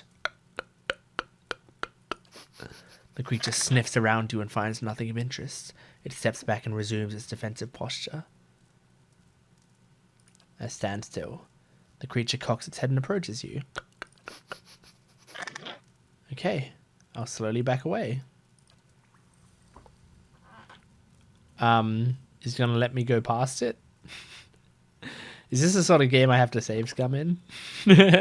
Some CRPGs you really have to. Like, it's part of the experience. Yep. I mean, I can fight him. It's fine. It's not my fault he's attacking me. Okay. So, now. What we got is... So this can just happen as any time that it's useful. Like, so it seems like the way my character works... That's once per encounter. Interesting. Okay, so it seems like the way my character works is it's constantly doing these area of effect things, I believe, and then I'm trying to get rid of this. It's that. It's constantly doing these area of effect things, and then every once in a while it charges up this spell, and then I can use this spell if I want. So we've got a second wind, which I imagine gets health back. Yeah, seems like it. But that's once per encounter, which means we can do it every battle. Then we got this homegirl here. Once per encounter. 2 per encounter. Like that. Like this encounter, we're just going to be fighting this motherfucker, right? How can I help? And this is 1 per encounter. Like, I think we just own this guy, right? How can I help? Like, yeah, we just destroy him. Just absolutely annihilate him. I'm here. With no remorse. I mean, a bit of remorse, but it's not really my fault that he attacked me. Okay. This weapon. Let's compare it to my weapon. It is exactly the same. Yep, exactly the same in every way except the vibe. And then we have this, which is a one-handed spear. 12 to 17 pierce damage. So it's pierce damage versus crush damage. So it's slightly different damage, but it has a +5 accuracy as opposed to 3 DR bypass. Okay. Okay. Alright. Seems cool so far. I mean, this game seems very complicated. But I can sometimes do complicated games. Do you hear that? Okay. Crossbow. Leather armor. I'll just take it. Engwithin relief gem. Ooh, nice. I'll take it. A torch and a tattered journal. This small folio is torn in several places, and blood is soaked into several of the sheets. One later entry is still legible, however. I can't believe my luck. A few rounds of dice, and I've got my hands on a genuine Engwithin artifact. Fellow who had it said it was a pretty nothing. As far as he's concerned, he's not willing to go dig in some ruins. But if he's right about this gem leading to a hidden treasure, then that's worth sneaking past a few painted elves. I'll head to Silant Lee in the morning. Liz, Lay in the morning. Then it's just a matter of finding this relief he was talking about. Okay, so that's what the gem is for that I've got. Interesting. Let's check out over... Those tiles look suspicious. Let's be careful. Yeah. Yeah, they do. Where's that gem that I just had? This. Okay. I thought maybe that gem might have the answer on it. What's in here? Symbols. Just like the tiles. Where are the symbols? What, on these symbols?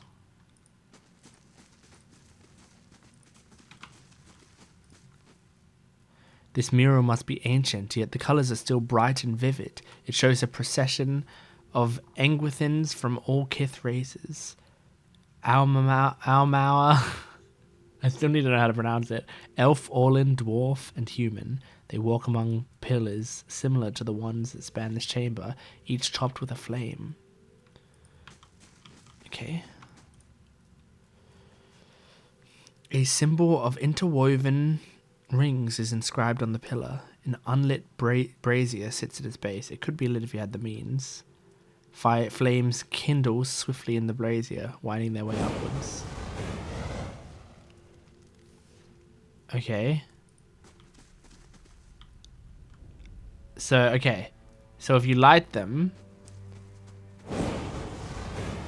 then it's going to turn off those markings. And maybe if you light them all, you see a path that you can take. Seems that way. Seems that way.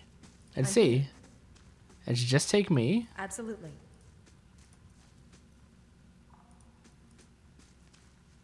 Firstly, is there anything here? Nope. What's the fucking point of this little outcropping then? Okay, I got to the Fresh other air here. side. I think we found an exit. Sounds like the storm path, too. Okay, I mean, if that's an exit, great, but I actually don't want to go to the exit yet. There's more I want to explore. So, give me a second to come back. I'm here. Okay. Because I want to look around a bit. There's still stuff to look around at. For example, over here. What if there's cool things over here? Such as dead bodies that have pole axes on them. Oh, it's a two-handed weapon. Whoop. There's an enemy. A lesser black ooze. Immune to blinded, dazed, frightened, prone, and terrified. Okay, so I can't use any of my cool abilities on it. How can I help? Because that blinds it, that I'm here. prones it. So, I mean, really, all we do is attack. Like, there's not much to it.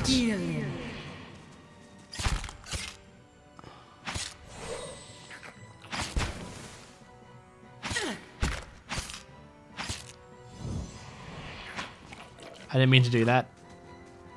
Did we do it? I'm here. I'm here. Okay. Ooze plasma. Okay. It's exactly what it sounds like. What's that muck on the wall? Yeah. Viscous and oily, this muck clings to anything it touches. Viscous. A viscous slick of something dark and tar-like runs down this wall. The shapes and bulges in the ooze suggest that something lies beneath it, but you can't tell what. Sure, let's use my water skin to clear off the ooze. You rinse the ooze away, revealing an intricate relief of a man's face. The sunburst surrounding it is chipped away in places, but the details of his head, from the tight curls of hair to the ridges of his pointed ears, still showcase remarkable craftsmanship. One eye socket is empty. A gem fills the other. Let's place the gem in the eye socket. The chamber begins to rumble, stray rocks dancing across the tile floor. Finally, a large section of the wall gives away. There we go. We already found... There's an enemy. It's another ooze. Go for it. Come on, guys. Everyone join in.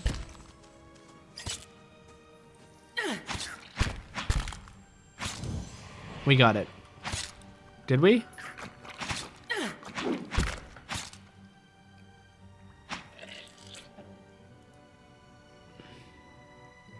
We got it. Handled. I'd be glad to. Yes? Okay. What's here? A minor cloak of protection. Oh, for the neck? Properties of fortitude 5, of reflex +5, of will +5. An amethyst and an adra. Nice! We fucking owned that. We did it. Alright. So can I put this on? Oh my gosh, we've got a cloak of protection.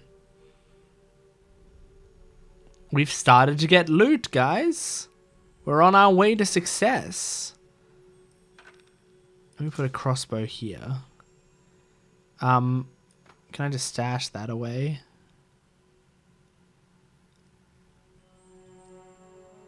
Now. Okay. Let's head back. It was good not to go across that bridge right away, because we ended up finding some dope shit.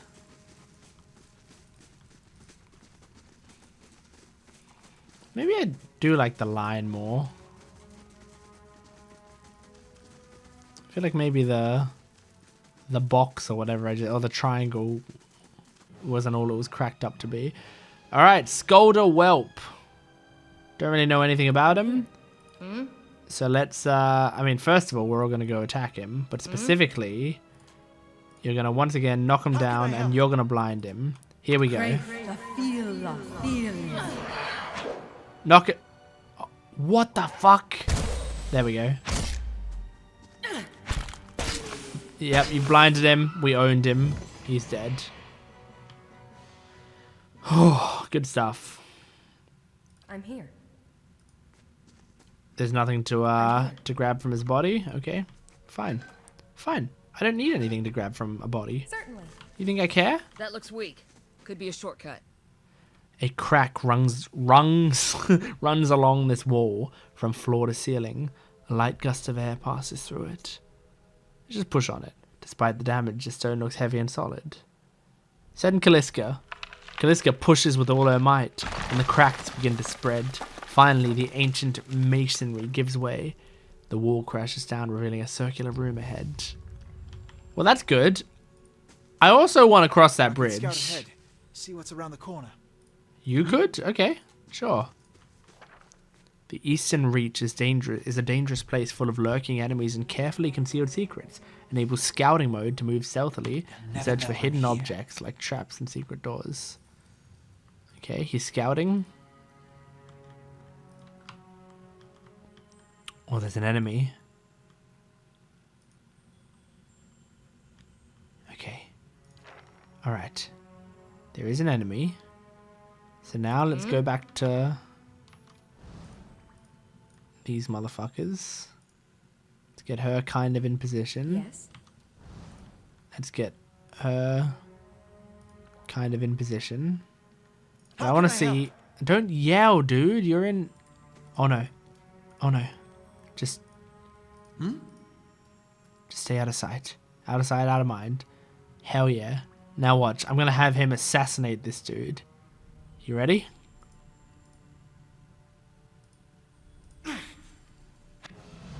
Okay. That seems like a good start. I'm here. Head over there. Head over there. And blind him right away. Ready? Oh!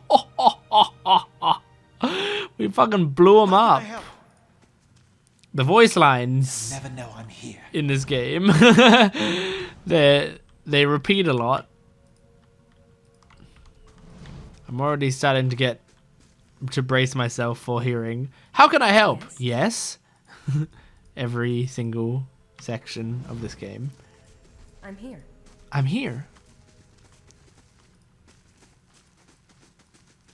But I also just finished playing Metaphor ReFantasio, and that also had a lot of repeated lines. But honestly, those sorts of repeated lines I prefer to like generic ones, kind of. Generic ones where they're just like, yes, yes, yes, yes.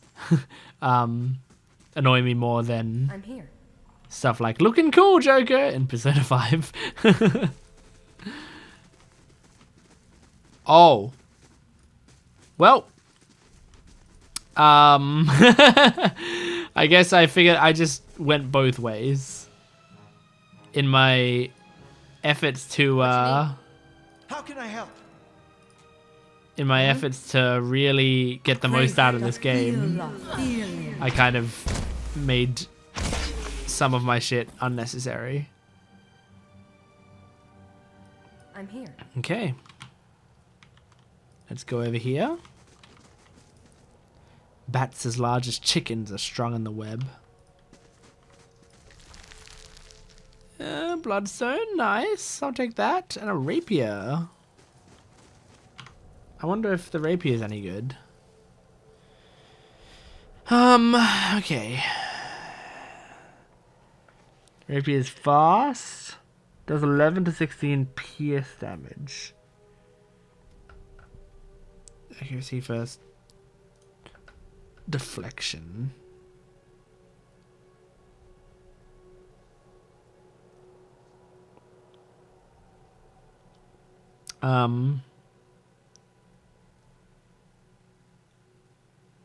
Okay.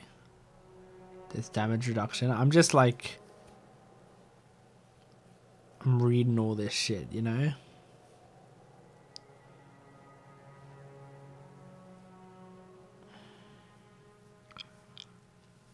Like, I wonder if even it would be cooler to have this, you know? To have that as my setup. And the reason being, because if I'm faster at fighting for these weaker enemies when it's more about getting the first strike on them, maybe this would be better. But I don't know. I don't know. A helmet? Yes, I would like a helmet. Is it any good? It doesn't do anything. Except make me look dumber. Okay, Jasper and an Agate.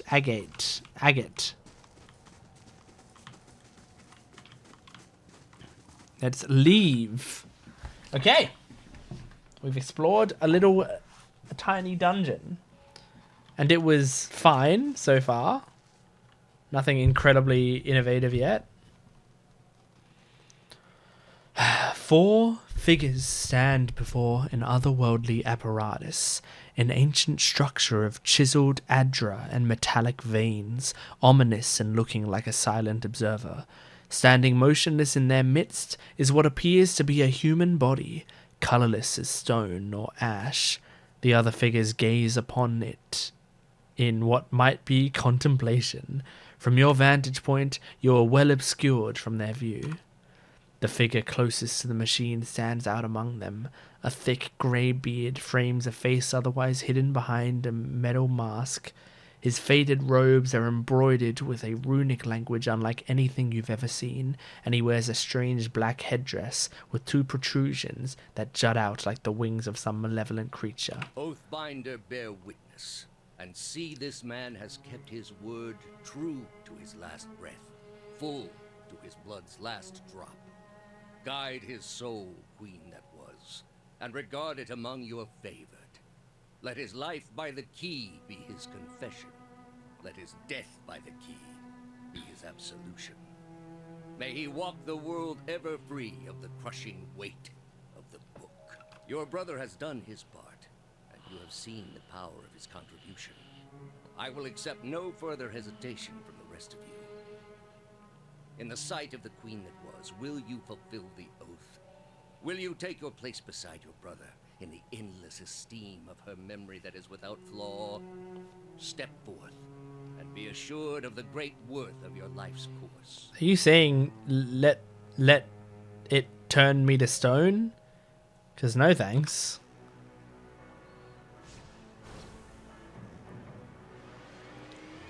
Whoa.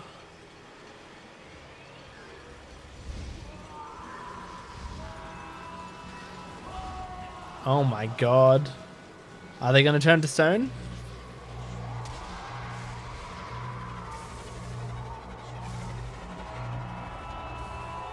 Oh my gosh. Well, this is the most advanced effect I've seen in the game so far. For an instant, the apparatus goes quiet and the air is still. Then all at once it erupts with a concussive surge. Light floods your vision and you are knocked to the ground. Your head snaps back as you land and pain wells into the back of your skull, washing your last thoughts away into the black, unconscious void. You open your eyes to a different place, another time. You stand in a circular room, grand and domed, its walls lined with Adra and trimmed with copper. The style is ancient, but the chamber is unweathered. At the far end, a great pillar of Adra pierces the floor from below, its shimmering texture giving the illusion of boundless depth. Encircling the pillar is an apparatus much like the one you've just seen, but immense and multifaceted and intertwined.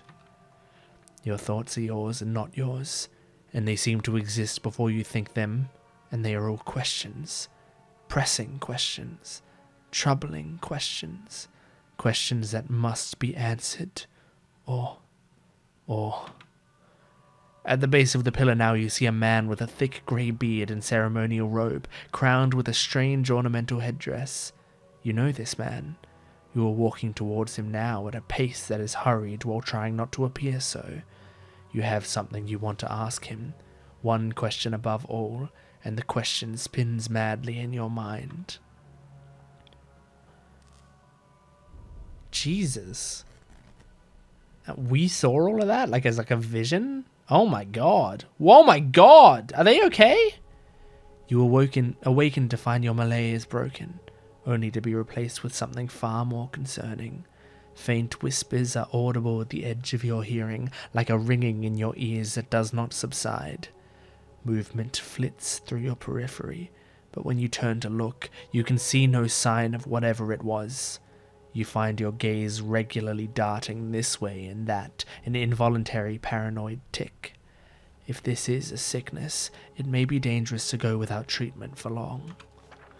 The figures at the machine stand frozen in place, flesh and blood replaced by cinders and ash. The man who led them is nowhere to be seen. One of your characters has become fatigued. Fatigue represents the physical and psychological wear and tear of demanding activity on a character. It is most commonly received as an injury when a character is knocked out, but some scripted interactions will also result in fatigue if they are especially grueling. Fatigue goes through multiple stages, initially inflicting minor penalties but growing in severity over time. Resting is the easiest way to remove the effects of fatigue, though some consumables can also remove fatigue. Okay.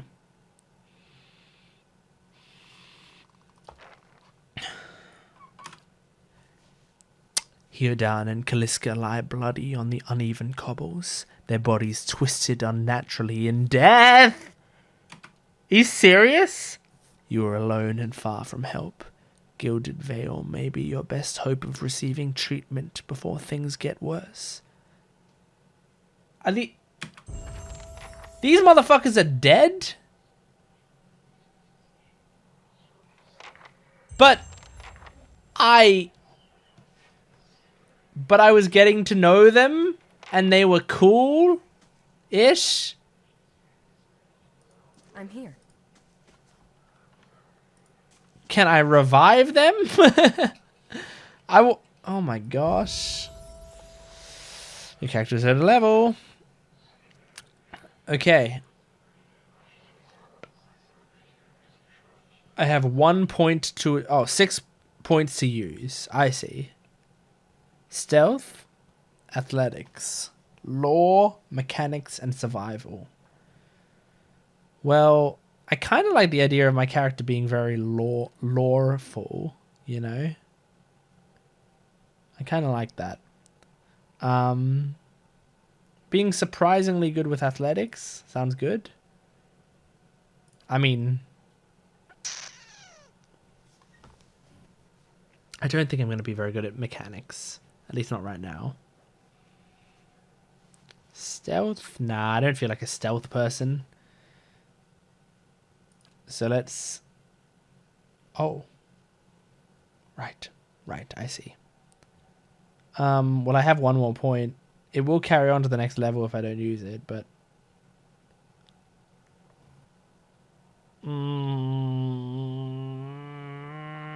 I'll keep it. I'll save it for now. Okay, I can get another invocation. That's kind of cool. So...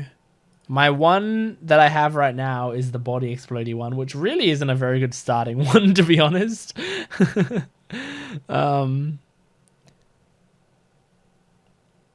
Increases the slash and shock damage reductions for allies. Summons 3 skeletons to fight for the party. Shroud. And summons a phantom to fight for the party. Summoning something sounds cool. Genuinely, my only issue with it is it doesn't feel like in theme for the character that I have in my head. Whereas this, create 3 bolts of lightning, that feels more in theme to me. I'll go with that. Talents can be used to customize your class. Oh, these like feats? Invoke a primal energy, causing allies within range to benefit from constant endurance regeneration while the chanter is chanting. Offensive. Okay, I can train and shit. Oh god. You think I fucking know what I'm going to be doing here? I certainly don't. Increase the character's fortitude, will... Disengagement attacks. Fleet and nimble. Burn damage, shock damage. Increases shock damage is kind of good if I keep doing that zappy thing, right? Maybe I'll do that. Maybe I'll go Heart of the Storm. Okay. Done. After leveling, you might want to review their statistics. Open the character sheet to see stuff in greater detail. Okay, I can do that. Character sheet. I mean, yeah, I can see these are my skills. I don't know what to think about it, but these are them. Use level 2 scrolls. Access level 1 camping bonuses. Grant second wind. This all seems great. Oh my gosh, there's so much. And it doesn't even matter because my friends are dead. And I can't do anything to bring them back. They're just dead. I mean, maybe you can do something. Like, maybe if I was a priest or whatever, like, maybe you could revive them? I wonder. Like, I wonder how in-depth this game is. How many paths do they have covered? Because... what the fuck? Okay. Just gonna ignore that I saw that. Because as far as I'm concerned, that didn't happen. Okay. By the way, did I get the items that... whatever. I don't care. You guys okay? Vessel flesh. Wait, did I just destroy that? Whoops. Let me do it to this guy too. And this guy? Okay, do we have to be doing this? What is that? Got some vessel flesh. Of course I could go that way.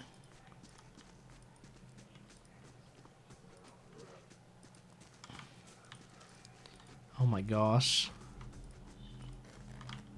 And what if I approach this machine? The massive structure is formed of stone, adra, and copper, and covered in strange glyphs. The air around it vibrates with an unusual energy. But I can't do anything with it. Which is fine, I guess, because it would turn me to stone. Okay. Well, I guess we keep moving. Pretend nothing happened. I better save it as well, just in case this game... I don't know. I mean, it looks like it has autosaves, but just in case. Valewood? So I'm in here. I'm here, I guess. Whoa. Whoa, look at all this. So we're going to go to Valewood. It'll take me 6 hours. I guess I'm taking 6 hours. I'm going to have to keep track of time. Travel to the Gilded Vale. Cross the Valewood. Are you okay? Got some camping supplies and some leather armor. Get some of this. Does my character have any fatigue? I'm here. How do I check that again? Because like if my character is fatigued, maybe I should sleep, but minor fatigue. Maybe it's worth sleeping then. Should I try it? Just do my first sleep? Choose my camping bonus. Damage reduction. That's all I can do. Okay.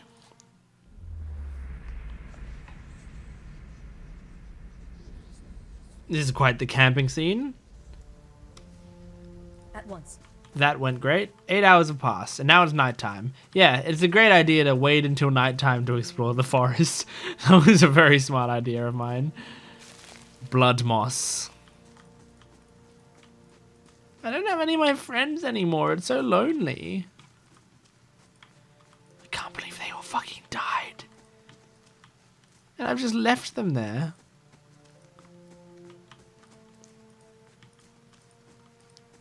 Okay. I'm exploring a lot, but I also feel like this game simultaneously rewards exploration, but also the game might become less immersive the more I just go off on random paths. Rather than I just need to follow my bliss. If my bliss is going down a random path, then I go down it. But I don't want to feel like I have to go down any path, you know? I don't want to feel like, oh, I might have missed something back there and then go back. I try to stop myself from doing that because I feel like it makes me enjoy games less, actually. Like, I enjoy it more kind of in the moment because I feel like I didn't miss something. But I enjoy it less overall. Nonton. Welcome. This man appears to be hurriedly dismantling his camp in quick, jerky movements. He looks up as you approach, his expression tense and drawn. Greetings, he says, a little breathless. On your way south, is it? I have to say, don't see too many Amaur out this way. You headed to Defiance Bay? Lots of work on the harbour, I hear.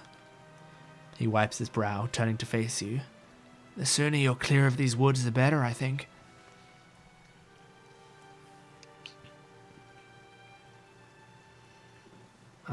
What's your hurry? The man looks down at the tent and then at his hands. I meant to follow my own advice. Came out here on a hunt. Me and a friend of mine. Thought we'd bring a stag home. Eat something other than bread for once. Came up on a bear instead. Great monstrous thing.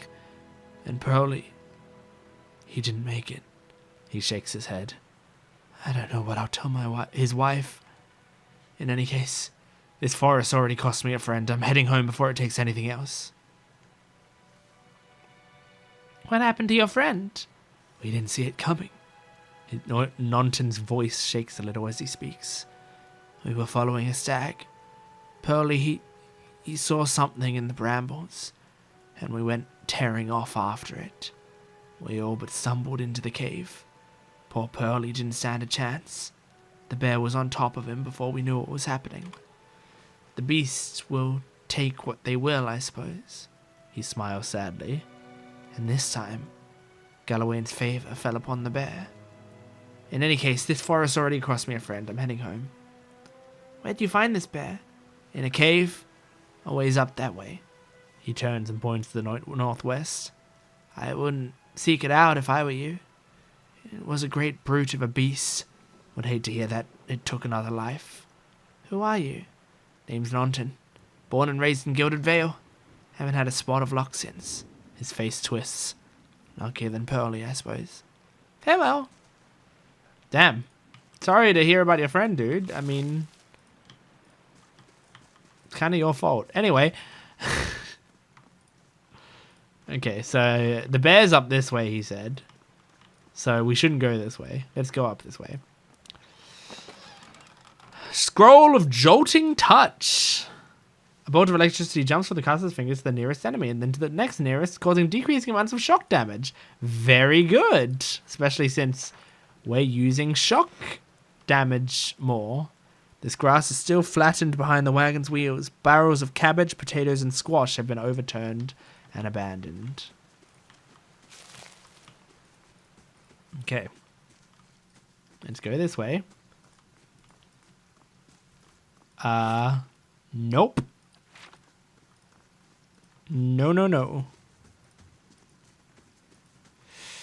Okay. Sorry, I had to look down at something on my phone for a second and I just walked into a wall. Okay. Shattered pieces of a crate are strewn across the dirt, along with a few muddy vegetables. I'm picking up a lot of stuff, but who knows how much of this stuff will actually be anything. And start putting some stuff in this area. We also should have a torch in one of our setups, you know, so that I can, like, not this one, this one. I don't know if that helps at all. Doesn't seem like it helps. I'm gonna go back.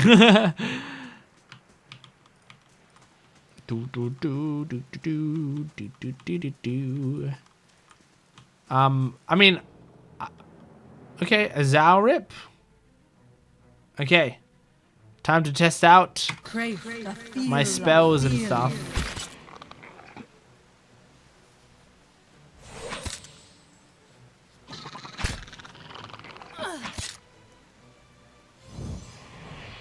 I'm waiting.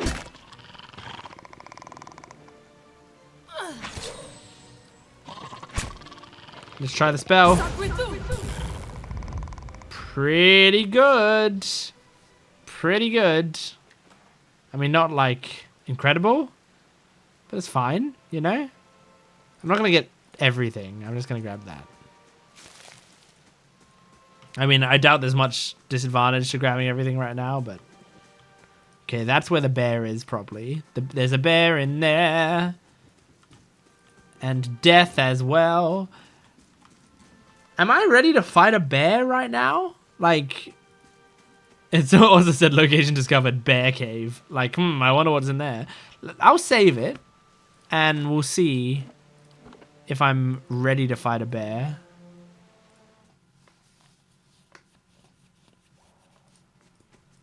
But I would not be surprised if I am not ready to fight a bear. I'm going to switch to... Actually... I'm going to do crush damage. I feel like crush damage is better against the bear. Edit chance.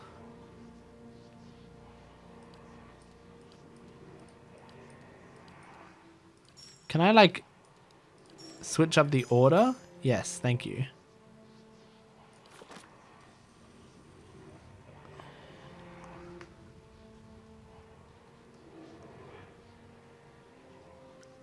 Okay.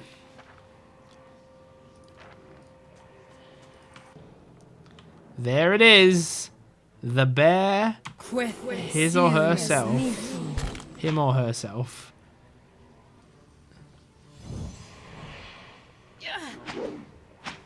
Did I miss just then?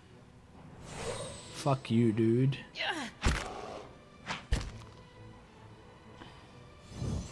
Okay. Bam. You like that shock damage, bro? I beat the bear. See, that wasn't a big deal. That's what the guy died to? Loser. He sucks. Am I talking to a dead body? Am I talking to... Is this, what's his name? Spirit? A figure drifts. It's not Kami, it's something E, I think. A figure drifts, suspended in the musty air of the cavern. Its form and features blur and twist in cascading ripples of incandescence. You feel its energy eddying about your limbs, filling them with a heavy chill. You reach out a hand for the spirit.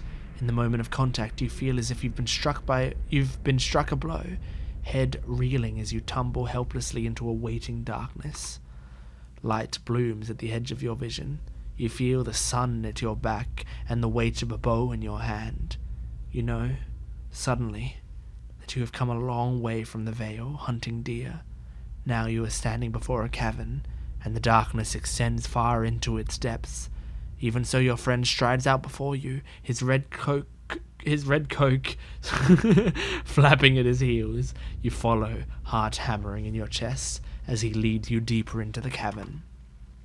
There is a roar like thunder echoing around you. Fear seizes you, casts you stumbling back towards the exit, towards light and escape. You see a glint of steel, and there's a sudden, terrible flash of agony behind your knee. You scream, stumble, fall. Your thoughts are chaos, lanced through with pain, but in a moment of terrible clarity you see your friend look back from the mouth of the cavern, his dagger daubed in crimson to match his cloak. And then there is a great dark shape above you, and then there is more pain. The vision recedes, and you're thrown back into yourself with seemingly resentful force. The corpse lies at your feet and the spectre lingers. In the span of energy between you both, you feel a sense of questioning, of confusion, of anger. I met him on the road, your friend. A sudden lashing anger emanates from the spirit. Rage and grief seem to pour from the gleaming figure like smoke. I'll find him and see that he answers for what he's done to you.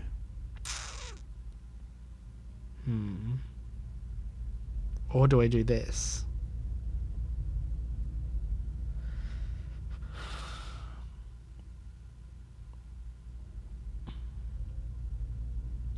You're dead, spirit. There's nothing for you here. I'm on the side of the humans, of the living. The spirit roils with thwarted anger and grief. Sorrow seems to seep into the very air of the cavern. The spirit dims and fades until you are alone once more. Well, sucks to be you. Mice crawl through eye sockets and over femurs. Okay, I didn't need to read that. Okay. Let's go back to Nonton and tell him he's a knobhead. Your friend is mad at you from beyond the grave.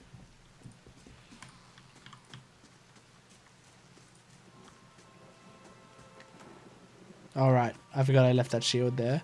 I was like, did that body gain something? But no. It didn't.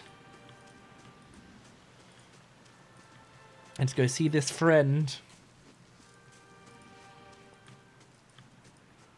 It's possible after I have this conversation that I... Oh. The friend isn't here? My dear Norton, please be safe. Know that whatever happens, I love you still. Nonton. Did I say Norton? Well, hold on. Where'd Nonton go? Nonton. You escaped. It's travel for 8 hours. Yippee! Alright. It's possible I wrap this up here now, entering this new place. This will be the end of this video, I think. So, I will probably play more of this game on video. I definitely have been enjoying it. And I mean, this channel isn't really for viewers. I know that's weird to say, but I don't really post these videos necessarily for people to watch them, or at least for people to watch actively. This is like, I just play games and I put them up, and it's a way for me to have archived my experiences. And so I can always look back on my own experiences with the game, but also other people can, if they want, go and watch my experiences. And it will be there for hopefully years and years and years to come. So people can always go and look back at these games in their own time. But for now, this is a cool game so far. It hasn't. There's nothing that's happened that's blown me away or anything yet. And I mean, I'm not expecting it to. I've been playing some really, really good fucking games lately. But I'm expecting this just to be a solid game. It's a bit out of my comfort zone, but I'm gonna, play it as much as I can and see how much I can get out of it. But yeah, that is Pillars of Eternity, first episode. Thank you for joining me. I will see you next time. Goodbye.